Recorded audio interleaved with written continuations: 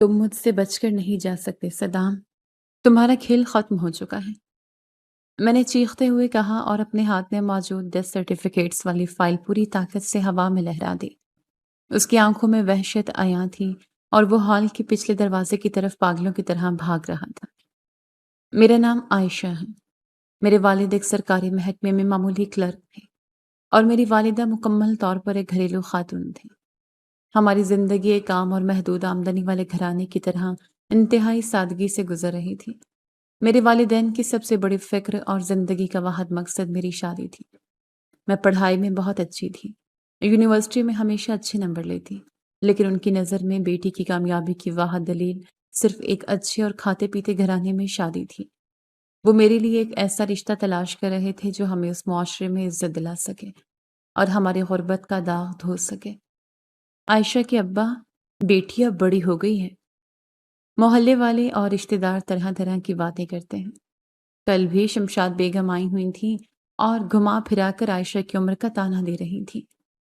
मेरी माँ ने शाम की चाय का कप वालिद के सामने टूटी हुई मेज पर रखते हुए शदीद फिक्रमंदी से कहा, मैं जानता हूँ बेगम, मैं दिन रात इसी फिक्र में घुल रहा हूँ और मेरी तो रातों की नींद उड़ चुकी है। अब वालिद ने चाय का कप उठाते हुए एक लंबी और थकी हुई आ भरी। आजकल अच्छे और शरीफ रिश्ते मिलना कोई आसान काम थोड़ी रह गया है। हर किसी को जहेज में गाड़ियां, बंगले और मोटी रकम चाहिए। मैं एक मामूली क्लर्क होकर ये सब कैसे पूरा करूंगा? मेरी तो सारी तनख्वाह घर के राशन और बिजली के बिलों में ही उड़ जाती है। अल्लाह गफूरुर रहीम है, वो हमारी बच्ची के नसीब जरूर खोलेगा। बस आप हिम्मत ना हारें। मैंने आज तक कभी आपसे किसी चीज की फरमाइश नहीं की, लेकिन बेटी के फर्ज से तो हमने सबकदोश होना ही है। माँ ने मेरी तरफ प्यार और उम्मीद से देखते हुए कहा, हमारी आयशा सुघड़ है, पढ़ी लिखी है, किसी बहुत अच्छे घराने का नसीब बनेगी। आप देख लेना। बस आप दफ्तर में लोगों से बातचीत जारी रखें। मैं बात करता हूँ बेगम, लेकिन जब लोग पूछते हैं कि लड़के को क्या दोगे, तो मेरी जुबान तालू से चिपक जाती है। वालिद ने मायूसी से सर झुकाया। हम गरीब लोग हैं और गरीबों की बेटियां बोझ ही समझी जाती हैं। ऐसी कुफर की बातें मत करें। अल्लाह ने चाहा तो कोई अच्छा इंसान जरूर मिलेगा, जिसे दौलत की नहीं बल्कि एक नेक सीरत लड़की की तलाश होगी। माँ ने उन्हें तसल्ली दी। मैं खामोशी से पास बैठी सब्जी काटती रही और उनकी तल्ख हकीकत पर मबनी बातें सुनती रही। मैं जानती थी कि उनकी मजबूरी क्या है। मैं उनके चेहरों पर मौजूद थकावट और परेशानी को बखूबी पढ़ सकती थी। ये एक रवायती सोच थी जिसने मेरी जिंदगी को एक हौलनाक मोड़ पर ला खड़ा किया है। मैं अपने वालिदैन पर मजीद बोझ नहीं बनना चाहती थी, इसलिए मैंने कभी अपनी मर्जी उन पर मुसल्लत करने की कोशिश नहीं की और फैसला किया कि वो जो भी रिश्ता लाएंगी मैं बिला हिलो हिज्जत कबूल कर लूंगी। दिन महीनों में बदलते गए और मेरी शादी की फिक्र मेरे घर वालों को अंदर ही अंदर दीमक की तरह चाट रही थी। एक दिन दोपहर के वक्त अचानक मेरी सगी खाला हमारे घर आई। उनका बेटा सदाम कई सालों से दुबई में रहता था। खाला ने ड्राइंग रूम में बैठते ही और पानी का गिलास पीते ही मेरे वालिदैन के सामने सदाम का रिश्ता पेश कर दिया। बहन, मैं तो कहती हूँ तुम आयशा का रिश्ता मेरे सदाम से कर दो। इससे बेहतर लड़का तुम्हें पूरे खानदान में नहीं मिलेगा। तुम तो जानती हो कि सदाम मेरा इकलौता बेटा है और मैं उसे हमेशा अपने सीने से लगा कर रखती हूँ। खाला ने अपने मखसूस अंदाज में हाथ हिलाते हुए और एक पुरकशिश मुस्कुराहट के साथ कहा, ये तो आपकी बड़ाई है आपा, लेकिन सदाम तो दुबई में रहता है। वो हमारी सीधी सादी लड़की को कैसे कबूल करेगा? माँ ने हैरत और हिचकिचाहट के मिले जुले तासुरात के साथ पूछा। अरे तुम उसकी फिक्र क्यों करती हो? सदाम दुबई की एक बहुत बड़ी मल्टीनेशनल कंपनी में सीनियर मैनेजर है। कंपनी ने उसे पुरतैश गाड़ी और रिहाइश के लिए एक बहुत बड़ा अपार्टमेंट दे रखा। वो तो पैसों में खेल रहा है। उसने खुद मुझसे कहा है कि अम्मी, मैं किसी मॉडर्न लड़की से शादी नहीं करना चाहता। मुझे एक सुघड़, घरेलू और फर्माबरदार लड़की चाहिए जो मेरा घर संभाल सके। और इस मयार पर आयशा से बेहतर कौन पूरा उतर सकता है? खाला ने पुरजोश अंदाज में बताया। ये तो बहुत बड़ी खुशखबरी आपा। मेरे तो जैसे दिल की मुराद पूरी हो गई। मेरी माँ की आंखों में खुशी से चमक आ गई और उन्होंने फौरन खाला के हाथ चूम लिए। लेकिन क्या सदाम वाकई हमारी आयशा को पसंद करेगा? वहां का तो लाइफ स्टाइल ही बिल्कुल अलग और जदीद है। तुम्हें मेरी बात पर यकीन नहीं आता? رکو میں تمہیں دکھاتی ہوں۔ خالہ نے اپنا موبائل فون نکالا اور اسکرین میری ماں کے سامنے کر دی۔ دیکھو یہ تصویر جو اس نے پچھلے ہفتے بھیجی تھی۔ میرے فون میں یہ تصویر JPG کے نام سے محفوظ ہے۔ دیکھو اس میں وہ اپنی کمپنی کی دی ہوئی شاندار گاڑی کے ساتھ کھڑا ہے اور پیچھے اس کی رہائشی عمارت ہے۔ یہ کوئی معمولی نوکری نہیں ہے۔ ماں نے تصویر دیکھی اور ان کی آنکھیں حیرت سے پھیل گئیں۔ ماشاء اللہ، نظر بد سے بچائیں، یہ تو واقعی بہت بڑا آدمی بن گیا ہے۔ والد صاحب اس شاندار پیشکش پر خوشی سے پھولے نہ سمائے۔ ان کے کندھوں سے جیسے منو بوجھ اتر گیا تھا۔ آپا، اگر آپ کی اور صدام کی رضامندی ہے تو ہمیں کیا اعتراض ہو سکتا ہے؟ یہ تو ہماری خوش نصیبی ہے کہ ہماری بیٹی اپنے ہی خاندان میں اور اتنے اچھے اور کھاتے پیتے گھر میں جائے گی۔ ہم تو بس یہی چاہتے ہیں کہ ہماری بیٹی راج کرے۔ والد نے جذباتی انداز میں خالہ کا شکریہ ادا کیا۔ تو پھر مٹھائی منگواؤ بھائی، آج سے عائشہ میری بہو ہے۔ صدام اگلے مہینے پاکستان آ رہا ہے اور ہم جلد از جلد یہ فرض ادا کریں گے۔ خالہ نے حتمی فیصلہ سناتے ہوئے کہا۔ میرے والدین نے کسی قسم کی مزید تحقیق کرنے یا صدام کے کام کے بارے میں جاننے کی زحمت بالکل نہیں کی، کیونکہ رشتہ داروں پر اندھا اعتبار ہمارے خاندانی روایت کا سب سے اہم حصہ تھا۔ انہوں نے یہ نہیں سوچا کہ صدام واقعی وہاں کیا کرتا ہے، اس کی ذاتی زندگی کیسی ہے یا وہ کن لوگوں میں اٹھتا بیٹھتا ہے۔ خالہ نے اپنے بیگ سے مٹھائی کا ڈبہ نکالا اور سب کا منہ میٹھا کروانے لگی۔ رشتہ فوراً اور وہیں طے کر دیا گیا۔ میں کچن کے دروازے سے یہ سب دیکھ رہی تھی۔ میں نے بھی اپنے والدین کے چہروں پر موجود خوشی اور سکون دیکھ کر ان کے فیصلے کے سامنے خاموشی سے سر جھکا دیا۔ میں نے سوچا کہ شاید یہی میری قسمت ہے اور صدام کے ساتھ میری زندگی پرسکون گزرے گی۔ شادی کی تیاریاں زور و شور سے شروع ہو گئیں۔ گھر میں سارا دن مہمانوں کا ہجوم رہتا تھا۔ خریداری، کپڑوں کی سلائی اور تقریبات کا سلسلہ جاری تھا۔ والد نے اپنی زندگی بھر کی جمع پونجی نکال لی اور کچھ رشتہ داروں سے قرض لے کر میری شادی کا بجٹ بنایا۔ وہ مجھے کسی بھی طرح کمتر محسوس نہیں کروانا چاہتے تھے۔ ابا، آپ اتنا قرض کیوں لے رہے ہیں؟ ہم سادگی سے بھی تو شادی کر سکتے ہیں۔ مجھے اتنے مہنگے کپڑوں اور بھاری جہیز کی ضرورت نہیں ہے۔ میں نے ایک دن والد سے کہا جب وہ جیولر کی دکان سے ایک بھاری سیٹ بنوا کر لائے تھے۔ نہیں میری بچی، تم دبئی جا رہی ہو۔ وہاں تیری ساس اور شوہر کے سامنے ہماری ناک کٹ جائے گی اگر ہم نے جہیز ہلکا دیا۔ میں یہ برداشت نہیں کر سکتا کہ میری بیٹی کو کوئی تانا دے۔ تم بس خوش رہو اور ان چیزوں کی فکر مجھ پر چھوڑ دو۔ والد نے میرے سر پر ہاتھ پھیرتے ہوئے کہا۔ صدام دبئی سے پاکستان پہنچ چکا تھا۔ میری اس سے فون پر چند بار مختصر بات ہوئی تھی۔ ان باتوں نے میرے ذہن میں کئی شکوک و شبہات کو جنم دیا۔ ہیلو عائشہ، کیسی ہو تم؟ اور شادی کی تیاریاں کیسی جا رہی ہیں؟ صدام کی بھاری اور کھردری آواز فون پر ابھری۔ میں بالکل ٹھیک ہوں۔ آپ کیسے ہیں؟ اور سفر کیسا رہا؟ تیاریاں تو بس زور و شور سے چل رہی ہیں۔ امی اور ابا سارا دن بازاروں کے چکر کاٹتے رہتے ہیں۔ میں نے قدرے ہچکچاتے ہوئے اور رسمی انداز میں جواب دیا۔ میں بالکل ٹھیک ہوں، بس شادی کی ان تیاریوں میں بری طرح الجھا ہوا ہوں۔ بہت سے کام پینڈنگ پڑے ہیں۔ ویسے تمہارے ابو نے جہیز میں کیا کیا خریدا ہے؟ میرا مطلب ہے سونا وغیرہ کتنا بنوا رہے ہیں وہ؟ آج کل تو سونے کا ریٹ بہت ہائی ہے۔ مجھے امید ہے انہوں نے عقل مندی سے کام لیا ہوگا۔ صدام کی آواز میں ایک عجیب سی لالچ اور عجلت محسوس ہوتی تھی۔ میں اس اچانک اور کھلے سوال پر سخت حیران رہ گئی۔ کوئی بھی شریف انسان شادی سے پہلے جہیز کے بارے میں اس طرح براہ راست نہیں پوچھتا۔ مجھے ان چیزوں کا نہیں پتا صدام، اور نہ ہی میں نے کبھی ان سے کوئی اس بارے میں بات کی ہے۔ میرے والدین جو بھی اپنی خوشی سے دیں گے میرے لیے وہی کافی ہے، میں نے انتہائی خشک اور سنجیدہ لہجے میں کہا۔ صدام نے ایک مصنوعی سی ہنسی ہنسی جو مجھے بالکل بھی فطری نہیں لگی۔ ارے میں تو بس ویسے ہی پوچھ رہا تھا، تم تو ناراض ہو گئی؟ تم دبئی آؤ گی تو تمہیں یہاں کا لائف سٹائل دیکھ کر حیرت ہوگی اور تم سب بھول جاؤ گی۔ وہاں ہر چیز پیسے سے تولی جاتی ہے۔ ویسے تمہارے ابو کے پاس کیش کتنا پڑا ہے آج کل؟ میں سوچ رہا تھا کہ ہم پاکستان میں کوئی نیا بزنس شروع کر لیں یا کوئی پراپرٹی خرید لیں تاکہ ہمارا مستقبل مزید محفوظ ہو جائے۔ ان کا کیش بینک میں پڑے پڑے تو ڈی ویلیو ہو رہا ہوگا۔ وہ تو ایک عام سے کلرک ہیں، ان کے پاس اتنا کیش کہاں سے آئے گا جو وہ بزنس میں لگائیں یا پراپرٹی خریدیں؟ انہوں نے تو میری شادی کے لیے بھی بمشکل قرضہ لیا ہے۔ میرا ماتھا ٹھنڈا اور مجھے اندر سے ایک عجیب سی الجھن ہوئی۔ مجھے اس کا یہ لالچی انداز بری طرح کھٹکتا تھا۔ اوہ! اچھا، کوئی بات نہیں۔ میں تو بس مشورہ دے رہا تھا۔ تم بس اپنی شادی کی تیاری کرو اور پارلر کا بتاؤ کہ کون سا بک کیا ہے۔ باقی سب میں خود دیکھ لوں گا۔ صدام نے جلدی سے بات گھمائی اور فون کاٹ دیا۔ میں نے یہ ساری بات اسی وقت اپنی ماں کو بتائی کیونکہ مجھے صدام کا یہ رویہ بہت غیر مناسب اور مادی پرستی پر مبنی لگ رہا تھا۔ امی، صدام مجھ سے جہیز اور سونے کے بارے میں پوچھ رہا تھا اور ابا کے کیش کے بارے میں بھی جاننا چاہتا تھا۔ مجھے اس کی باتیں بالکل اچھی نہیں لگی۔ ایسا لگتا ہے جیسے اسے مجھ سے زیادہ ہمارے پیسوں میں دلچسپی ہے۔ میں نے پریشانی سے ماں کو سارا احوال سنایا۔ ارے میری بھولی بیٹی، وہ دبئی کا رہنے والا ہے۔ وہاں کے لوگ ایسے ہی بزنس مائنڈڈ اور پریکٹیکل ہوتے ہیں۔ وہ کوئی دیہاتی گنوار تھوڑی ہے جو پیسوں کی بات کرنے سے شرمائے گا۔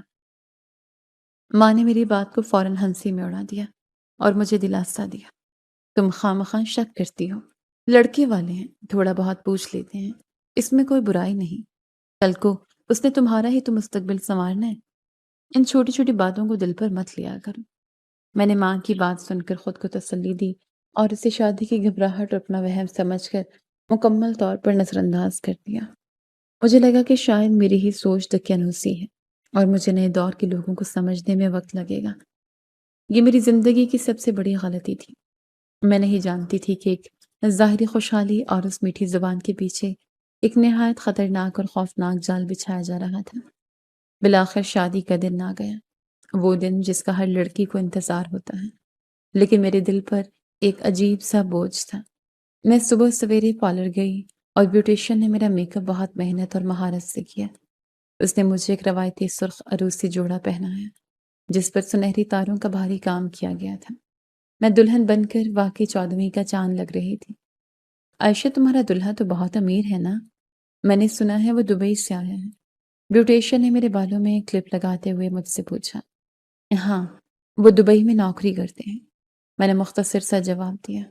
تمہاری تو قسمت کھل گئی، اب تم دبئی میں عیش کرو گی۔ یہ غریبوں والی زندگی سے جان چھوٹ جائے گی، اس نے مسکراتے ہوئے کہا۔ میں نے محض سر ہلا دیا۔ پارلر سے گھر واپس آئی تو ہر کوئی مجھے حسرت بھری نگاہوں سے دیکھ رہا تھا اور میری خوبصورتی کی تعریفیں کر رہا تھا۔ میری تمام سہیلیاں اور کزنز میرے ارد گرد جمع تھیں اور ہنسی مذاق کر رہی تھیں۔ عائشہ، تم تو آج کمال لگ رہی ہو۔ صدام بھائی تو تمہیں دیکھتے ہی اپنا دل ہار بیٹھیں گے اور ہو سکتا ہے کہ بے ہوش ہی ہو جائے۔ میری ایک قریبی سہیلی نے میری چھیڑ چھاڑ کرتے ہوئے شرارتی لہجے میں کہا۔ تم دبئی جا کر ہمیں بھول مت جانا عائشہ، ہمارے لیے بھی وہاں سے اچھے اچھے گفٹ بھیجنا، دوسری سہیلی نے کہکا لگاتے ہوئے کہا۔ میں نے ان کی باتوں پر محض ایک ہلکی سی مسکراہٹ پر اکتفا کیا، لیکن اندر سے میرا دل نامعلوم خوف اور گھبراہٹ سے کانپ رہا تھا۔ میں خوبصورت اتنی تھی کہ پورے خاندان میں بہت سے گھروں سے میرے لیے رشتہ آیا تھا، مگر میرے ماں باپ نے میرا رشتہ صدام سے طے کیا تھا اور ان کا فیصلہ پتھر پر لکیر تھا۔ میں بھاری لال جوڑا پہنے درجنوں دلائی زیورات سے لدی ہوئی اپنے کمرے میں بیڈ پر بیٹھی بارات کا انتظار کر رہی تھی۔ باہر ڈھول کی تیز اور متواتر آوازیں کانوں کی گونج اور مہمانوں کا شور عروج پر تھا۔ ہر طرف کہکے اور خوشیوں کے گیت گائے جا رہے تھے۔ سب کچھ ایک روایتی خوشی کے ماحول کے مطابق بالکل ٹھیک چل رہا تھا۔ امی، بارات کب تک آئے گی؟ مجھے اس بھاری جوڑے میں بہت الجھن اور گھٹن ہو رہی ہے۔ میں نے اپنی ماں سے پوچھا جو میرے دوپٹے کو پن لگا رہی تھی اور مجھے نظر بد سے بچانے کے لیے زیر لب دعائیں پڑھ رہی تھیں۔ بس راستے میں ہے میری جان، ابھی تھوڑی دیر پہلے خالہ کا فون آیا تھا، کسی بھی وقت یہاں پہنچتے ہوں گے۔ ماں نے میری پیشانی چومتے ہوئے انتہائی شفقت سے کہا۔ تم بس یہاں آرام سے بیٹھو، درود شریف پڑھتی رہو اور اپنا خیال رکھو۔ میں باہر مہمانوں کے کھانے پینے کا انتظام دیکھ لوں۔ تمہارے ابا بھی باہر اکیلے پریشان ہو رہے ہوں گے۔ جی امی، آپ جائیں، میں یہیں بیٹھی ہوں، میں نے کہا۔ ماں جلدی سے کمرے سے باہر چلے گئی۔ میں اکیلی بیڈ پر بیٹھی اپنے دل کے تیز دھڑکنے کا احساس کر رہی تھی۔ کمرے کا دروازہ بند تھا لیکن باہر کا شور مجھے عجیب سا لگنے لگا تھا۔ میرے ہاتھ ٹھنڈے ہو رہے تھے اور ماتھے پر پسینے کی ہلکی ہلکی بوندیں نمودار ہو رہی تھیں۔ بارات کے آنے کا وقت مکمل طور پر ہو چکا تھا۔ گھڑی کی سوئیاں مسلسل آگے بڑھ رہی تھیں۔ اچانک پورے علاقے کی بجلی ایک زوردار جھٹکے سے چلی گئی चारों तरफ घुप और खौफनाक अंधेरा छा गया। पंखे और रोशनियां बंद होने से कमरे में एकदम से खामोशी और हब्स छा गए। अम्मी, ये लाइट क्यों चली गई अचानक? मैंने अपनी जगह से उठकर ऊंची आवाज दी, लेकिन बाहर ढोल के मुसलसल शोर, गानों और लोगों की बातों में मेरी आवाज बुरी तरह दब कर रह गई। जनरेटर चलने में अभी कुछ मिनट लगे थे, क्योंकि ऐसे मैनुअल तरीके से ऑन करना पड़ता था, और बाहर के शोर में शायद किसी को बिजली जाने का फौरन एहसास भी नहीं हुआ था। मैं अंधेरे में हाथ पांव मारती अपने मोबाइल फोन को बेड पर टटोलने लगी, ताकि उसकी टार्च जलाकर कुछ रोशनी कर सकूं। मैंने फोन को मुश्किल तलाश किया और उसका बटन दबाने ही लगी थी कि उसी गहरे अंधेरे में किसी ने निहायत खामोशी और बेपनाह मुहारत से मेरे कमरे का दरवाजा खोला। मुझे फर्श पर कदमों की हल्की सी आहट महसूस हुई। मेरा खून सर्द पड़ गया और फोन मेरे हाथ से छूटकर बेड पर गिर गया। कौन है वहां? कौन आया है अंदर? मैंने कदरे खौफजदा और कांपती हुई आवाज में पूछा। कोई जवाब नहीं आया, लेकिन कदमों की आवाज तेजी से मेरे करीब आती जा रही थी। कमरे के अंधेरे में मुझे दो हेवली से नजर आए। मैं मजीद कुछ बोलने ही लगी थी कि एक इंतहाई मजबूत और खुरदरे हाथ ने पीछे से आकर सख्ती से मेरा मुंह दबा लिया। मैंने पूरी ताकत से चीखने की कोशिश की, लेकिन आवाज मेरे गले में ही घुट कर रह गई। एक और ताकतवर हाथ ने मेरी कमर को लोहे के शिकंजे की तरह जकड़ लिया। मुझे बेदर्दी से जमीन पर घसीटते हुए कमरे की पिछली खिड़की की तरफ ले जाया गया। छोड़ो मुझे। कौन हो तुम और क्या चाहते हो? खुदा के लिए मुझे छोड़ दो। मैंने अपने जहन में पूरी शिद्दत से चिल्लाया, लेकिन मेरे मुंह से सिर्फ घुटी घुटी और बेबस आवाजें निकल रही थी। मैंने अपनी जान बचाने के लिए पूरी ताकत से मज़ाहमत करने की कोशिश की। अपने हाथ पांव हर तरफ मारे, उन्हें धक्के देने की कोशिश की, लेकिन उस नामालूम शख्स की गिरफ्त किसी दरिंदे की तरह मजबूत थी। मेरा भारी अरूसी जोड़ा, लंबा दुपट्टा और गले में परे भारी जेवरात मेरी हरकत को मजीद मुश्किल और तकलीफ से बना रहे थे। उसने बगैर किसी रहम के मुझे खिड़की के रास्ते बाहर गली में निकाला। मैं वहां अंधेरे में पहले से एक काली गाड़ी स्टार्ट हालत में खड़ी थी। उस शख्स ने मुझे एक झटके से गाड़ी की पिछली नशेज पर धकेल दिया। इससे पहले कि मैं संभल कर उठ पाती और भागने की कोशिश करती, एक और शख्स ने पीछे से मेरे चेहरे पर एक गीला रुमाल सख्ती से दबा दिया, जिससे एक इंतहाई तेज किमियाई और नागवार बू आ रही थी। मेरा दम बुरी तरह घुटने लगा। मेरी आंखों के सामने मौजूद अंधेरा मजीद गहरा और भयानक हो गया। मेरे हवास जवाब देने लगे और मैं मुकम्मल तौर पर बेहोश हो गई। शोर की दहलीज पर कदम रखते ही सबसे पहले मुझे अपने सर में हथौड़े बजने का एहसास हुआ। नाक में एक अजीब सी सीलन और गर्द की बू टकरा रही थी। मैंने बहुत मुश्किल से अपनी भारी होती पलकें खोली। आंखों के सामने कुछ देर तक गहरा अंधेरा छाया रहा। फिर आहिस्ता आहिस्ता मंजर वाज़ेह होने लगा। मैं एक इंतहाई खस्ता हाल और पुरानी तर्ज के मकान के एक तारीक कमरे में फर्श पर पड़ी थी। कमरे की छत से लटकता हुआ एक मध्यम सा पीले रंग का बल्ब जल रहा था, जिसकी रोशनी बमुश्किल दीवारों तक पहुंच रही थी। फर्श पर हर तरफ मिट्टी, बजरी और पुराना टूटा हुआ सामान बिखरा पड़ा था। मैंने घबरा कर इधर उधर देखा और उठने की कोशिश की, लेकिन मेरे पट्टे बुरी तरह दुख रहे थे। केमिकल की बू अभी तक मेरे दिमाग को सुन कर रही थी। अचानक मेरी नजर सामने कोने में पड़ी, जहां एक टूटी हुई चारपाई पर एक ज़ईफ लेकिन इंतहाई सख्त ये चेहरे वाली औरत बैठी थी।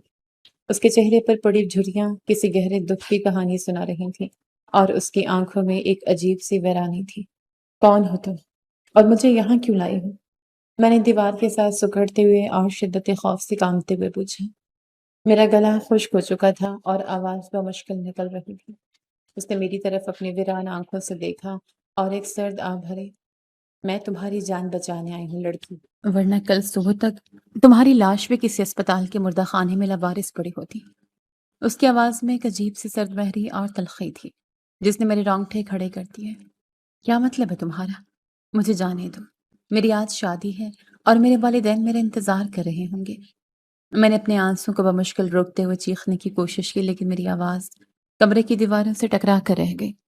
बूढ़ी औरत अपनी जगह से उठी और आहिस्ता आहिस्ता चलकर मेरे करीब आई। तुम्हारी शादी नहीं, तुम्हारी मौत का सौदा हुआ है लड़की। जिस दरिंदे के साथ तुम्हारे माँ बाप ने तुम्हारा रिश्ता तय किया है, वो कोई इंसान नहीं बल्कि एक शैतान है। उसने मेरी आंखों में बराह रास्त देखते हुए इंतहाई संजीदगी से कहा। तुम बकवास कर रही हो। सदाम दुबई में एक बहुत बड़ी कंपनी का मैनेजर है। मेरे वालिदैन ने सब कुछ अपनी आंखों से देखा है। मैंने उसकी बात मानने से साफ इनकार कर दिया और गुस्से से अपना हाथ झटका। اندھے اعتماد نے ہی تو تمہارے والدین کی آنکھوں پر پٹی باندھ رکھی ہے۔ اس نے ایک طنزیہ مسکراہٹ کے ساتھ کہا اور واپس جا کر اپنی جگہ پر بیٹھ گئی۔ میرا نام خدیجہ ہے اور میں اسی صدام کی پہلی بیوی کی بدقسمت ماں ہوں۔ یہ سنتے ہی میرے دماغ میں جیسے کوئی دھماکہ ہوا۔ میں ششدر رہ گئی۔ پہلی بیوی؟ صدام کی تو آج تک کوئی شادی نہیں ہوئی۔ میری خالہ نے خود میرے ابا کو بتایا تھا۔ میں نے حیرت اور صدمے کے ملے جلے تاثرات کے ساتھ اس سے سوال کیا۔ تمہاری خالہ اس درندے کی سب سے بڑی سہولت کار ہے۔ وہ جانتی ہے کہ اس کا بیٹا کیا کرتا ہے، لیکن دولت کی ہوس نے اس عورت کو اندھا کر دیا ہے۔ خدیجہ نے اپنے دوپٹے کے پلو سے اپنی آنکھیں صاف کرتے ہوئے درد بھرے لہجے میں کہا، صدام دبئی میں کوئی جاب نہیں کرتا اور نہ ہی اس کے پاس کوئی گاڑی ہے۔ وہ دراصل ایک خطرناک نفسیاتی مریض اور پیشہ ور قاتل ہے۔ وہ ایک بین الاقوامی گینگ کا حصہ ہے۔ نہیں، یہ جھوٹ ہے۔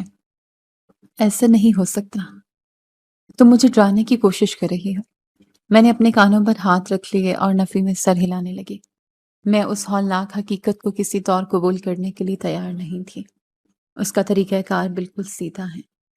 وہ اپنی گینگ اور اپنی ماں کے ذریعے تم جیسی خوبصورت، معصوم اور غریب لڑکیوں کو اپنے جال میں پھنساتا ہے۔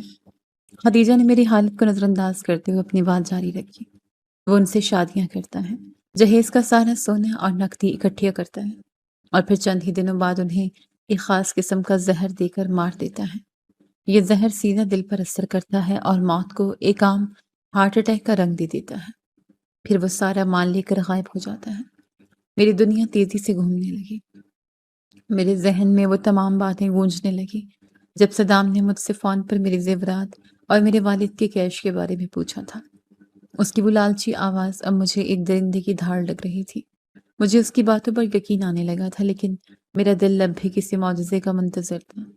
میں کیسے مان لوں کہ تم سچ کہہ رہی ہو سکتا ہے تم میری خالہ کی کوئی پرانی دشمن ہو اور میری شادی توڑنا چاہتی ہو۔ میں نے ہمت کر کے اس سے ثبوت مانگنے کی کوشش کی۔ بوڑھی عورت نے بنا کوئی جواب دیے اپنے پاس پڑا ایک پرانا چمڑے کا بیگ اٹھایا۔ اس نے بیگ کی زپ کھولی اور اس میں سے ایک موٹی سی خاکی رنگ کی فائل نکال کر سیدھا میرے منہ پر پھینک دی۔ فائل فرش پر گری اور اس میں موجود کچھ کاغذات باہر نکل آئے۔ یہ دیکھو، ان کاغذات میں تمہارے ہر سوال کا جواب اور میری زندگی کا سب سے بڑا دکھ دفن ہے۔ اس نے فائل کی طرف اشارہ کرتے ہوئے انتہائی بھرائی ہوئی آواز میں کہا۔ میں نے کانپتے ہاتھوں سے وہ فائل اٹھائی۔ اس میں سب سے اوپر ایک نوجوان لڑکی کی تصویر لگی ہوئی تھی۔ وہ واقعی بہت خوبصورت تھی۔ تصویر کے ساتھ ایک کاغذ منسلک تھا جو دبئی کی کسی اسپتال کا ڈیتھ سرٹیفکیٹ تھا۔ موت کی وجہ حرکت قلب بند ہونا لکھی تھی۔ میں نے ورق پلٹا۔ وہاں ایک اور لڑکی کی تصویر تھی اور اس کے ساتھ بھی ویسے ہی ایک سرٹیفکیٹ موجود تھا۔ یہ میری بیٹی مریم کی تصویر ہے۔ خدیجہ نے میری طرف جھکتے ہوئے اور تصویر پر انگلی رکھتے ہوئے روتے ہوئے کہا، صدام نے 3 سال پہلے میری بیٹی سے شادی کی۔ وہ اسے دبئی لے گیا۔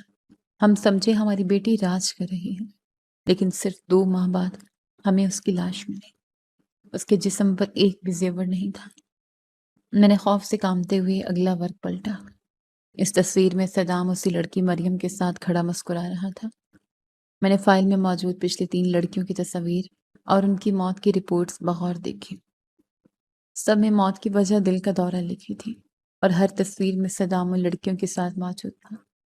یہ ثبوت اتنے واضح، ٹھوس اور خوفناک تھے کہ انکار کی کوئی گنجائش باقی نہیں رہی تھی۔ میری آنکھوں سے آنسو ٹوٹ کر گرنے لگے۔ میرے والدین نے معاشرے میں اپنی جھوٹی عزت بنانے کی خاطر مجھے موت کے منہ میں دھکیل دیا تھا۔ مجھے یقین آ گیا ہے۔ میں مان گئی کہ وہ ایک درندہ ہے۔ میں نے پھوٹ پھوٹ کر روتے ہوئے فائل کو ایک طرف پھینک دیا۔ لیکن اب ہم کیا کریں گے؟ میں یہاں سے کیسے نکلوں گی؟ میری بارات میرا انتظار کر رہی ہے اور میرے والد کی عزت خاک میں مل جائے گی۔ تمہارے والد کی عزت تمہاری جان سے بڑھ کر نہیں ہے۔ خدیجہ نے سختی سے مجھے ٹوکا۔ اس مکان کے باہر صدام کے 2 کارندے پہرا دے رہے ہیں۔ وہ مسلح ہیں۔ تو پھر تم مجھے یہاں لے کر کیوں آئیں؟ اگر باہر پہرا ہے تو ہم تو یہاں پھنس گئے ہیں۔ میں نے شدید پریشانی اور گھبراہٹ میں اپنے بال نوچتے ہوئے پوچھا۔ میں پچھلے 2 سال سے صدام کی گینگ پر نظر رکھے ہوئے تھی۔ میں نے قسم کھائی تھی کہ میں کسی اور ماں کی بیٹی کو اس درندے کی بھینٹ نہیں چڑھنے دوں گی۔ خدیجہ نے اپنے چہرے سے آنسو صاف کرتے ہوئے ایک پختہ عزم کے ساتھ کہا، آج جب مجھے معلوم ہوا کہ اس نے تمہارے والدین کو بے وقوف بنا کر تم سے شادی رچا لی ہے، تو میں نے اپنے ایک جاننے والے لڑکے کی مدد سے جنریٹر والے کو پیسے دے کر بجلی غائب کروائی اور تمہیں اس رات کے اندھیرے میں وہاں سے نکال لایا۔ وہ کارندے جو باہر کھڑے ہیں، انہیں ابھی تک نہیں معلوم کہ تم میرے قبضے میں ہو۔ وہ تو صدام کی طرف سے اس مکان کی حفاظت پر مامور ہے۔ ہمیں یہاں سے فوراً نکلنا ہوگا۔ اگر انہیں شک ہو گیا یا وہ اندر آ گئے تو ہم دونوں مارے جائیں گے۔ میں نے اپنے بھاری عروسی جوڑے کو سمیٹتے ہوئے عجلت میں کہا۔ میرا دل خوف سے سینے کی پسلیاں توڑ کر باہر آنے کو بےتاب تھا۔ ہم نے مکان کا بغور جائزہ لینا شروع کیا۔ سامنے کا پرانا لکڑی کا دروازہ اندر سے بند تھا، لیکن اس کے باہر قدموں کی چاپ اور کرندوں کے کھانسنے کی آوازیں صاف سنائی دے رہی تھیں۔ ہم اس دروازے سے کسی صورت باہر نہیں جا سکتے تھے۔ مکان بہت چھوٹا اور خستہ حال تھا۔ ہم چلتے ہوئے مکان کے پچھلے حصے میں آ گئے۔ وہاں ایک چھوٹی سی روشن دان نما کھڑکی تھی جس کے شیشے ٹوٹے ہوئے تھے اور وہ ایک تنگ اور اندھیری گلی میں کھلتی تھی۔ یہ کھڑکی ہماری آخری امید ہے، ہمیں اسی راستے سے باہر نکلنا ہوگا۔ خدیجہ نے کھڑکی کی طرف اشارہ کرتے ہوئے سرگوشی کی، لیکن یہ کھڑکی تو بہت اونچائی پر ہے، میں اس بھاری جوڑے میں وہاں تک کیسے پہنچوں گی؟ میں نے کھڑکی کی اونچائی اور اپنے لباس کی طرف بے بسی سے دیکھتے ہوئے پوچھا۔ تمہیں ہمت کرنی ہوگی عائشہ، ماں تمہارے پیچھے کھڑی ہے اور زندگی اس کھڑکی کے اس پار ہے۔ خدیجہ نے میرے کندھوں کو پکڑ کر سختی سے ہلاتے ہوئے میرا حوصلہ بڑھایا۔ میں ایک پرانی کرسی لے کر آتی ہوں، تم اس پر چڑھ کر باہر نکلنے کی کوشش کرنا۔ خدیجہ تیزی سے دوسرے کمرے میں گئی اور ایک ٹوٹی ہوئی لکڑی کی کرسی اٹھا لائی۔ اس نے کرسی کو بالکل کھڑکی کے نیچے دیوار کے ساتھ لگا کے رکھا۔ میں نے اپنے بھاری لہنگے کو گھٹنوں تک سمیٹا اور انتہائی احتیاط سے کرسی پر قدم رکھا۔ کرسی نے چڑچڑاہٹ کی آواز پیدا کی جس پر میرا دل حلق میں آ گیا۔ میں نے دیوار کا سہارا لیا اور خود کو اوپر کی طرف کھینچا۔ شاباش، بس تھوڑا سا اور۔ اپنے ہاتھوں کو مضبوطی سے کھڑکی کے فریم پر جما لو۔ خدیجہ نیچے سے کرسی کو پکڑے ہوئے مسلسل مجھے ہدایت دے رہی تھی۔ میں نے اپنے دونوں ہاتھ کھڑکی کے سیمٹ والے فریم پر رکھ کر اپنا پورا زور لگا کر خود کو اوپر اٹھایا۔ میرے ہاتھوں میں موجود شیشے کی چوڑیاں دیوار سے ٹکرا کر ٹوٹ گئیں اور ان کے ٹکڑے میری کلائیوں میں چپ گئے۔ خون بہنے لگا لیکن میرے پاس اس درد کو محسوس کرنے کا وقت نہیں تھا۔ میرا بھاری جوڑا کئی جگہ سے پرانی دیوار کی کیلوں میں پھنس کر پھٹ گیا۔ میرے ہاتھوں پر خراشیاں آ گئی لیکن موت کے خوف نے میرے اندر ایک غیر معمولی طاقت اور جنون بھر دیا تھا۔ میں نے اپنا آدھا دھڑ کھڑکی سے باہر نکال لیا تھا۔ باہر اندھیری اور سنسان گلی تھی۔ میں بس چھلانگ لگانے ہی والی تھی کہ اچانک میرے کانوں میں ایک خوفناک آواز ٹکرائی۔ دروازہ کھولو بڑھیا، ہمیں پتہ ہے تم اندر ہو۔ صدام بھائی کا فون آ گیا ہے، اب تمہارا کھیل ختم۔ مکان کے سامنے والے دروازے پر زور زور سے لاتیں پڑنے لگی۔ صدام کے کارندوں کو ہمارے وہاں ہونے کا علم ہو چکا تھا۔ دروازے کی خستہ حال لکڑی ٹوٹنے کی چڑچڑاہٹ پورے مکان میں گونج رہی تھی۔ میرے حواس پھر سے جواب دینے لگے تھے۔ موت اب چند قدم کے فاصلے پر تھی۔ میں نے کھڑکی سے باہر چھلانگ لگانے کے لیے خود کو تیار کر لیا۔ میں نے آنکھیں بند کی اور کھڑکی سے باہر گلی میں چھلانگ لگا دی۔ میرے ننگے پاؤں کچی اور پتھریلی زمین پر زور سے ٹکرائے جس سے ایک تیز درد کی لہر سیدھی میرے دماغ تک گئی۔ میں زمین پر گری لیکن فوراً ہی خود کو سنبھال لیا۔ خدیجہ، تم بھی جلدی سے میرا ہاتھ پکڑو اور باہر آ جاؤ۔ میں نے کھڑکی کے فریم کو پکڑ کر اندر کی طرف جھانکتے ہوئے انتہائی گھبراہٹ اور پریشانی میں کہا، نہیں عائشہ، تم فوراً یہاں سے بھاگ جاؤ، میں انہیں یہیں الجھاؤں گی تاکہ تم دور نکل سکو۔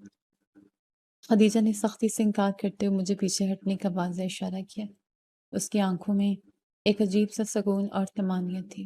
میں تمہیں ان درندوں کے رحم و کرم پر کیسے چھوڑ سکتی ہوں؟ وہ تمہیں مار دیں گے۔ میں نے روتے ہوئے ضد کی اور اپنا ہاتھ دوبارہ آگے بڑھایا۔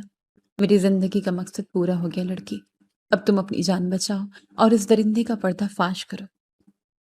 خدیجہ نے کھڑکی کو اندر سے بند کرنے کی کوشش کرتے ہوئے بلند آواز میں کہا، میرا وقت ویسے بھی پورا ہو چکا ہے لیکن تم نے ابھی جینا ہے۔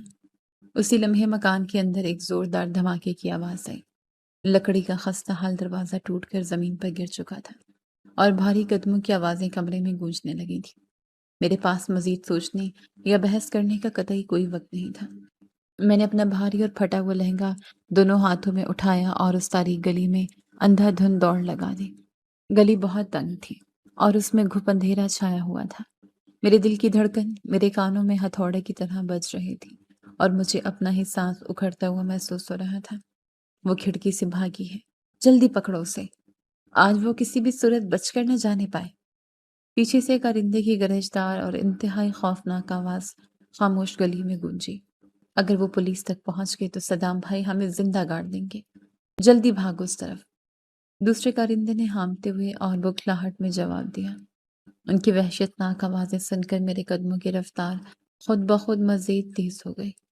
میرے ننگے پاؤں میں گلی میں پڑے کانٹے اور تیز پتھر چبھ رہے تھے، لیکن خون بہنے کے باوجود مجھے خوف کے مارے کسی درد کا احساس نہیں ہو رہا تھا۔ گلیوں کا یہ جال مجھے کسی بھیانک بھول بھلیاں کی طرح لگ رہا تھا، جس کا کوئی اختتام نہیں تھا۔ میں نے تیزی سے ایک موڑ کاٹا اور سامنے کوڑے کے ایک بہت بڑے ڈھیر کے پیچھے دبک کر بیٹھ گئی۔ میرا سانس اتنی بری طرح پھول رہا تھا کہ مجھے لگا میرے پھیپھڑے اب پھٹ جائیں گے۔ میں نے اپنے دونوں ہاتھوں سے اپنا منہ سختی سے دبا لیا تاکہ میری تیزی سانسوں کی آواز ذرا سی بھی باہر نہ نکل سکے۔ کہاں غائب ہو گئی ہے وہ چڑیل؟ ابھی تو یہیں ہمارے آگے بھاگ رہی تھی۔ پہلا کارندہ بالکل میرے قریب آ کر رکا اور شدید غصے سے بڑبڑایا۔ میں اس کے بھاری جوتوں کی آواز صاف سن سکتی تھی۔ اس طرف ٹارچ مار کر دیکھو، شاید وہ مین روڈ کی طرف نکل گئی ہے، ہمیں جلدی سڑک پر پہنچنا ہوگا۔ دوسرے شخص نے اپنے ہاتھ میں پکڑی ٹارچ کی روشنی ادھر ادھر تیزی سے گھماتے ہوئے کہا۔ روشنی کی ایک تیز لکیر میرے سر کے بالکل اوپر سے گزری۔ میں خوف سے مزید سکڑ گئی اور کوڑے کے ڈھیر کے ساتھ بالکل چپک گئی۔ میں نے دل ہی دل میں اپنی جان کی سلامتی کی دعائیں مانگنا شروع کر دی۔ وہ دونوں کارندے بھاری قدموں کے ساتھ میرے قریب سے گزرتے ہوئے آگے سڑک کی طرف نکل گئے۔ جب ان کے قدموں کی چاپ مکمل طور پر مدھم پڑ گئی تو میں نے ایک لمبا سانس لیا اور وہیں مٹی پر نڈھال ہو کر گر گئی۔ میں نے چند لمحے وہیں لیٹ کر اپنے بکھرے ہوئے حواس کو بمشکل بحال کیا اور اگلی حکمت عملی سوچنے لگی۔ مجھے ہر حال میں بارات والے حال تک پہنچنا تھا اور صدام کا اصلی چہرہ سب کے سامنے لانا تھا۔ کچھ دیر بعد میں نے اپنی تمام تر ہمت جمع کی اور کوڑے کے ڈھیر سے باہر نکلی۔ میں دیواروں کا سہارا لیتی ہوئی انتہائی محتاط قدموں کے ساتھ مین روڈ کی طرف بڑھنے لگی۔ سڑک پر رات کے اس پہر ٹریفک بہت کم تھی۔ کچھ فاصلے پر موجود ایک پیٹرول پمپ کی روشنیاں نظر آئیں جو کھلا ہوا تھا۔ میں اپنی بچی کھچی طاقت سمیٹ کر اس طرف بھاگی۔ وہاں ایک درمیانی عمر کا شخص پلاسٹک کی کرسی پر بیٹھا اونگ رہا تھا۔ بھائی صاحب، خدا نہ میری مدد کریں۔ میں نے ہامتے ہوئے اور روتے ہوئے اس کے سامنے ہاتھ جوڑ دیے۔ اس شخص نے ہڑبڑا کر آنکھیں کھولی اور میری ہولناک حالت دیکھ کر بری طرح گھبرا گیا۔ میرا عروسی جوڑا جگہ جگہ سے پھٹ کر تار تار ہو چکا تھا۔ میرے بال بکھرے تھے، چہرے پر مٹی اور پسینے کی تہیں جمی تھیں اور پاؤں سے مسلسل خون رس رہا تھا۔ یا اللہ خیر، کون ہو تم بی بی؟ اور تمہاری یہ جرگت کس نے منائی ہے؟ اس نے اپنی کرسی سے اٹھتے انتہائی پریشانی اور ہمدردی سے پوچھا۔ میرے پیچھے کچھ ہونڈے لگے ہیں جو مجھے مارنا چاہتے ہیں۔ مجھے بس اپنا موبائل فون دے دیں تاکہ میں پولیس کو فوراً بلا سکوں۔ میں نے اسے پوری بات بتائے بغیر صرف اتنے التجا کی کیونکہ میرے پاس وقت بہت کم تھا اور وہ کرندے کسی بھی وقت واپس آ سکتے تھے۔ یہ لو بیٹی، جلدی سے کال ملاؤ، میں تمہارے ساتھ کھڑا ہوں، گھبراؤ مت۔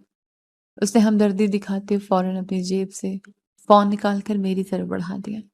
میں نے کانپتے ہاتھوں سے پولیس ہیلپ لائن پر کال ملائی۔ دوسری طرف سے آپریٹر کی مسرد آواز آتے ہی میرے ضبط کے سارے بندھن ٹوٹ گئے اور میرے آنسو بہہ نکلے۔ ہیلو پولیس ہیلپ لائن، میری جان خطرے میں ہے، مجھے میرے ہی دلہے نے شادی والے دن اغوا کروایا تھا۔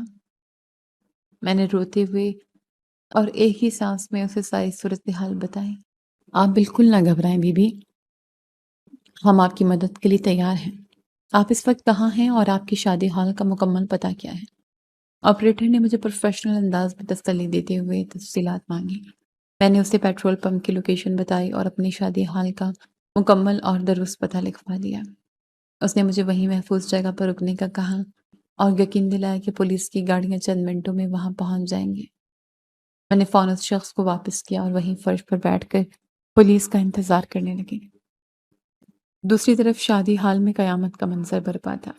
بارات کو آئے کافی دیر ہو چکی تھی۔ کھانا ٹھنڈا ہو رہا تھا لیکن دلہن کا کچھ پتہ نہیں تھا۔ ہال کے ایک طرف صدام سٹیج پر بیٹھا بے چینی سے پہلو بدل رہا تھا اور مسلسل اپنی قیمتی گھڑی دیکھ رہا تھا۔ اس نے اپنی کارندوں کو فون کا انتظار کرتے ہوئے چہرے پر انتہائی سنجیدگی طاری کر رکھی تھی۔ آپا، عائشہ ابھی تک کمرے سے باہر کیوں نہیں آئی؟ مہمان چہ مگوئیاں کر رہے ہیں اور طرح طرح کی باتیں بنا رہے ہیں۔ میرے والد نے انتہائی پریشانی سے خالہ کے پاس آ کر پوچھا۔ ان کا چہرہ پریشانی سے فک ہو رہا تھا۔ مجھے کیا پتا بھائی، تمہاری بیٹی ہے، تم جانو۔ استدام بیچارہ کب سے اکیلا بیٹھا سٹیج پر ذلیل ہو رہا ہے۔ ہمارے خاندان کی ناک کٹ رہی ہے۔ خالہ نے انتہائی رونت اور طنزی انداز میں جواب دیا اور اپنا منہ دوسری طرف پھیر لیا۔ صدام نے اچانک سٹیج سے مائک اٹھایا اور چلتا ہوا ہال کے بیچوں بیچ آ گیا۔ اس نے ایک بہترین اور منجھے ہوئے اداکار کی طرح اپنا گھراؤنا ڈرامہ شروع کر دیا۔ میرے محترم اور معزز مہمانوں، مجھے آپ سب کو یہ بتاتے ہوئے انتہائی افسوس اور شرمندگی ہو رہی ہے کہ یہ شادی اب نہیں ہو سکتی۔ صدام نے ایک جھوٹی اور زہریلی ہمدردی کے ساتھ بھرائی ہوئی آواز میں اعلان کیا۔ حال میں موجود تمام لوگوں میں ایک دم کھلبلی مچ گئی اور ہر طرف حیرت بھری خاموشی چھا گئی۔ میرے والدین بالکل سکتے میں آ گئے اور ان کے قدموں تلے سے زمین نکل گئی۔ یہ تم کیا کہہ رہے ہو بیٹا؟ ایسا غضب مت کرو، عائشہ بس آتی ہی ہوگی، شاید پارلر والی نے تیار کرنے میں دیر کر دی ہے۔ میرے والد روتے ہوئے آگے بڑھے اور صدامتی قدموں میں گرنے ہی والے ہو گئے۔ پارلر والی نے دیر نہیں کی چچا جان، آپ کی بیٹی دراصل کسی اور کے ساتھ بھاگ گئی ہے۔ صدام نے ان کی بات بے دردی سے کاٹتے ہوئے ایک بھیانک الزام تراشی شروع کر دی۔ وہ اس شادی سے بالکل خوش نہیں تھی اور اس نے اپنے آشنا کے ساتھ مل کر ہماری خاندانی عزت کو ہمیشہ کے لیے خاک میں ملا دیا ہے۔ مجھے ابھی ابھی اس کا پیغام ملا ہے۔ خدا را، میری معصوم بچی پر ایسا گھٹیا تہمت مت لگاؤ۔ وہ بہت شریف اور نیک ہے، وہ ایسا کبھی نہیں کر سکتی۔ میری ماں دھاڑے مار مار کر رونے لگی اور صدمے کی تاب نہ لاتے ہوئے بے ہوش ہو کر فرش پر گر پڑے۔ میں ایسی بد کردار اور مکار لڑکی کو کبھی اپنی بیوی نہیں بنا سکتا۔ میں یہ بارات اسی وقت واپس لے کر جا رہا ہوں۔ صدام نے حال میں موجود تمام مہمانوں کے سامنے میرے کردار پر کیچڑ اچھالا اور ڈرامائی انداز میں ہاتھ جھٹکتے ہوئے شادی کینسل کرنے کا حتمی اعلان کر دیا۔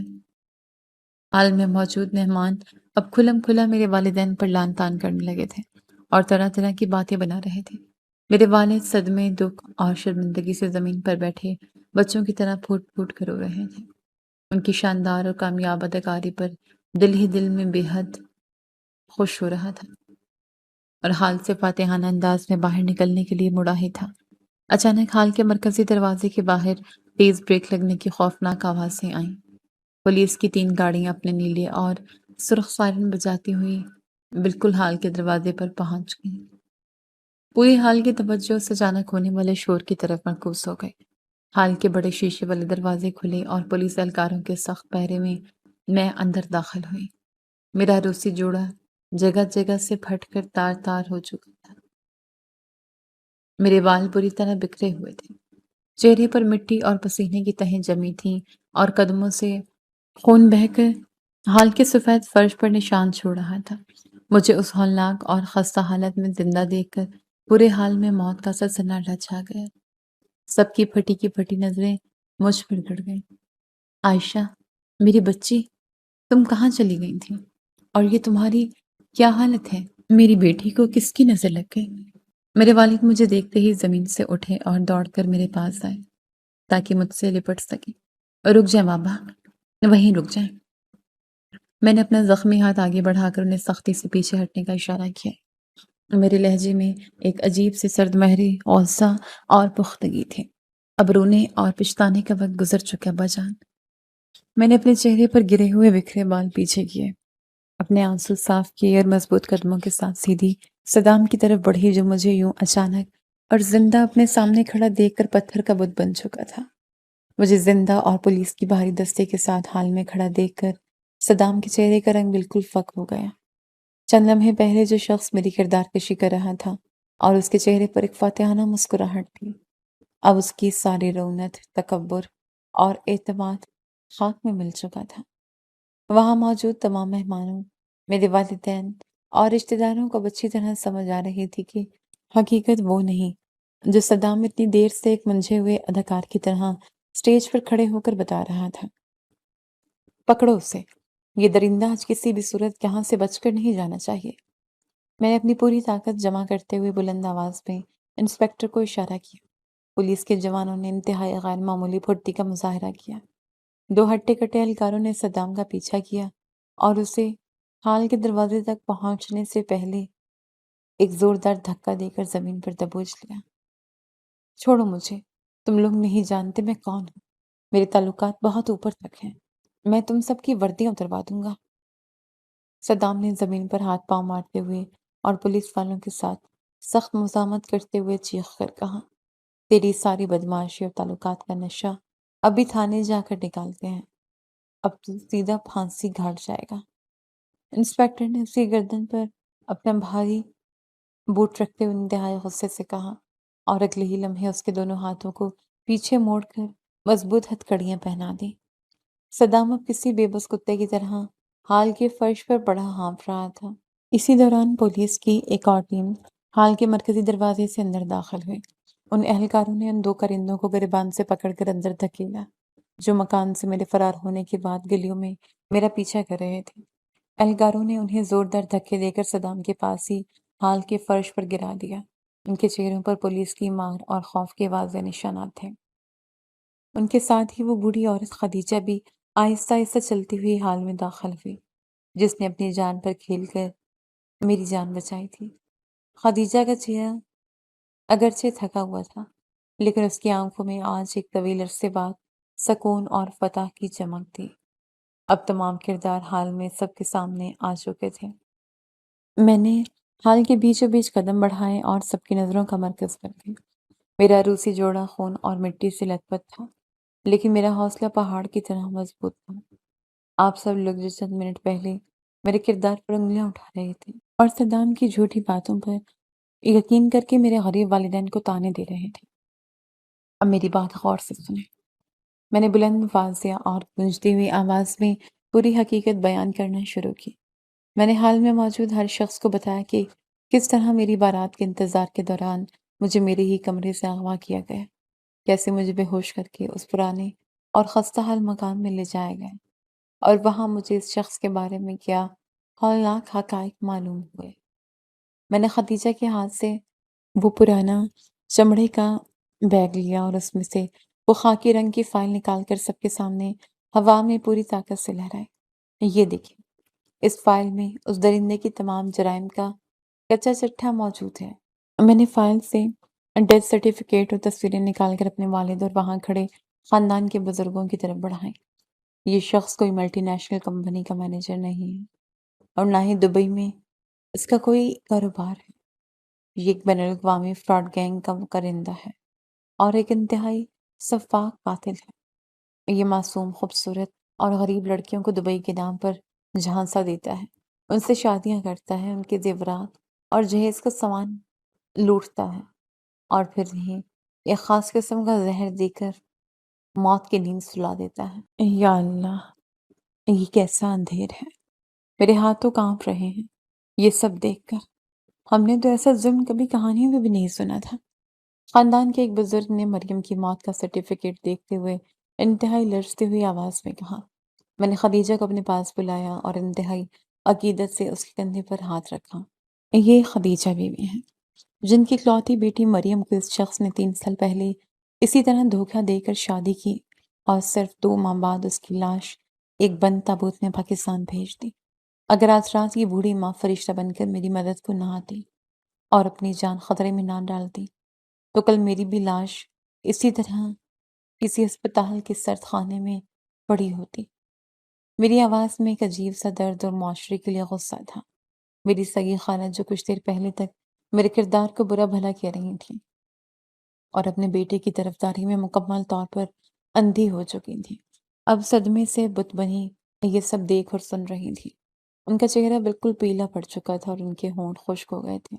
ثبوت اتنے پختہ، واضح اور ناقابل تردید تھے کہ حال میں موجود کوئی ایک شخص بھی اب صدام کی حمایت میں ایک لفظ نہیں بول سکا۔ اچانک خالہ کی ٹانگوں نے ان کا بوجھ سہارنے سے انکار کر دیا۔ وہ روتی ہوئی زمین پر گھسٹتی ہوئی تیزی سے آگے بڑھی اور سیدھا میرے قدموں میں گر گئی۔ مجھے معاف کر دے عائشہ، مجھ پر رحم کر، مجھے عذاب میں مت ڈال میری بچی۔ میں نہیں جانتی تھی کہ میرا بیٹا اتنا بڑا درندہ بن چکا ہے۔ میں تو بس اس کی دولت کی چمک اور اس کی باتوں میں اندھی ہو گئی تھی۔ خالہ نے میرے قدموں میں سر رکھ کر دھاڑے مارتے ہوئے اور گڑ گڑاتے ہوئے کہا۔ میں نے انتہائی سختی سے اپنے پاؤں پیچھے کھینچے اور انہیں خود سے دور کیا۔ جذبات اور خون کے رشتوں کے نام پر مجرموں کو معاف کرنے اور ان کی پردہ پوشی کرنے کا وقت اب ہمیشہ کے لیے گزر چکا تھا۔ آپ سراسر جھوٹ بول رہی ہیں خالہ۔ آپ کو شروع دن سے سب معلوم تھا۔ آپ نے اپنے بیٹے کے گھناؤنے جرائم پر پردہ ڈالنے کی میری زندگی کا سودا کیا۔ آپ اس کے ہر جرم میں میری برابر کی شریک ہیں۔ ان 3 معصوم لڑکیوں کا خون آپ کے ہاتھوں پر بھی لگا ہوا ہے۔ میں آپ کو ہرگز معاف نہیں کروں گی اور قانون بھی آپ کو معاف نہیں کرے گا۔ میں نے 2 ٹوک اور سخت الفاظ میں اپنا حتمی فیصلہ سنایا۔ میرے والد جب تک ندامت اور صدمے سے سر جھکائے کھڑے تھے، تیزی سے آگے بڑھے اور مجھے مضبوطی سے اپنے گلے لگا لیا۔ ان کے گرم آنسو میری گردن پر گر رہے تھے۔ مجھے اپنے اس گناہ گار باپ کو معاف کر دی میری بچی۔ میں نے دنیا کی جھوٹی عزت اور دولت کی لالچ میں اپنے ہی معصوم بیٹی کو موت کے کنویں میں دھکا دے دیا تھا۔ مجھے رشتہ داروں پر اتنا اندھا یقین نہیں کرنا چاہیے تھا، والد نے ہنسیوں کے درمیان روتے ہوئے کہا۔ انہیں مکمل طور پر احساس ہو گیا تھا کہ اندھے اعتماد اور ظاہری دولت کی چمک نے انہیں کتنا بڑا اور خوفناک دھوکہ دیا تھا۔ اب اچانک غلطی صرف آپ کی نہیں، اس کھوکھلے معاشرے کی سوچ کی ہے جو بیٹیوں کو صرف ایک بوجھ سمجھتا ہے اور انہیں جلدی سے جلدی کسی بھی کھاتے پیتے گھرانے میں دھکیلنے کی فکر میں رہتا ہے۔ میں نے انہیں تسلی دی اور ان کے آنسو صاف کیے، اگرچہ میں خود بھی اندر سے مکمل طور پر ٹوٹ چکی تھی۔ انسپکٹر نے اپنے جوانوں کو اشارہ کیا۔ پولیس اہلکاروں نے صدام اور اس کے دونوں کارندوں کو کالر سے کھینچ کر اٹھایا اور انہیں سخت دھکے دیتے ہوئے پولیس کی بھاری موبائل گاڑی میں ڈال کر سیدھا تھانے منتقل کر دیا۔ حال میں موجود ہر شخص کی آنکھوں میں میرے لیے ہمدردی اور اس اندھی خاندانی روایت کے لیے سخت نفرت عیاں تھی۔ اس خولناک واقعے نے میری زندگی کا رخ مکمل طور پر بدل کر رکھ دیا تھا۔ میں نے اس رات کے بعد سے شادی کی تمام روایتی اور دقیانوسی خیالات کو اپنے ذہن سے ہمیشہ کے لیے نکال دیا اور اپنی ادھوری اور رکی ہوئی پڑھائی کو دوبارہ شروع کرنے کا حتمی اور مضبوط فیصلہ کیا۔ میں نے دن رات ایک کر کے محنت کی۔ میں نے شہر کی سب سے بڑی یونیورسٹی میں داخلہ لیا اور قانون کی ڈگری حاصل کرنے کے لیے اپنی تمام تر توانائی صرف کر دی۔ میری آنکھوں کے سامنے ہر وقت ان مظلوم لڑکیوں کے چہرے رہتے تھے جنہیں انصاف نہیں مل سکا تھا۔ چند سالوں کی کڑی محنت کے بعد میں نے نمایاں نمبروں سے قانون کی ڈگری مکمل کی اور شہر کی ایک کامیاب، نڈر اور جانی مانی وکیل بن گئی۔ میرا مقصد اب صرف اور صرف ان بے بس اور لاچار عورتوں کو انصاف دلانا تھا جو خاندانی دباؤ، معاشرتی روایت اور جھوٹے رشتوں کی بھینٹ چڑھ جاتی ہیں۔ میں نے صدام کا کیس کسی اور وکیل کو دینے کی بجائے خود لڑا اور تمام ثبوت انتہائی مہارت اور پیشہ ورانہ انداز کے ساتھ عدالت میں پیش کیا۔ میں نے خدیجہ اور دیگر مرنے والی لڑکیوں کے غریب والدین کو بھی ڈھونڈ کر عدالت میں گواہی کے لیے پیش کیا۔ میں نے عدالت کے روبرو صدام کی بین الاقوامی نیٹ ورک کو مکمل طور پر بے نقاب کیا۔ مجرم کے خلاف شواہد اتنے ٹھوس اور گواہیاں اتنی سچی تھیں کہ جج کو فیصلہ سنانے میں ذرا وقت نہیں لگا۔ صدام کو اس کے گھناؤنے جرائم اور بے گناہ لڑکیوں کے قتل کے جرم میں عدالت سے پھانسی کی سزا سنائی گئی اور اس کے گینگ کا دیگر ارکان کو عمر قید کی سلاخوں کے پیچھے دھکیل دیا گیا۔ میری خالہ کو بھی قتل کی سہولت کاری اور جرائم چھپانے کے جرم میں لمبی قید بمشقت کا سامنا کرنا پڑا۔ میری کہانی کا سبق نہایت واضح اور سادہ ہے کہ بیٹیوں کے رشتے طے کرتے وقت صرف ظاہری دولت، بیرون ملک کی پرکشش نوکری اور بڑی گاڑیوں کو ہرگز معیار نہیں بنانا چاہیے۔ انسان کی ذاتی کردار، اس کی آمدنی کے ذرائع اور خاندانی پس منظر کی مکمل غیر جانبدارانہ اور خفیہ تحقیقات کرنی چاہیے۔ اندھا اعتبار، چاہے وہ کتنے ہی قریبی رشتے دار پر کیوں نہ ہو، ہمیشہ تباہی کا راستہ کھولتا ہے اور انسان کو ایک ایسی تاریک دلدل میں دھکیل دیتا ہے جہاں سے واپسی ناممکن ہوتی ہے۔ زندگی کے اہم فیصلے زمینی حقائق کی بنیاد پر کرنے چاہیے، کھوکھلے جذبوں اور خاندانی دباؤ کی بنیاد پر نہیں۔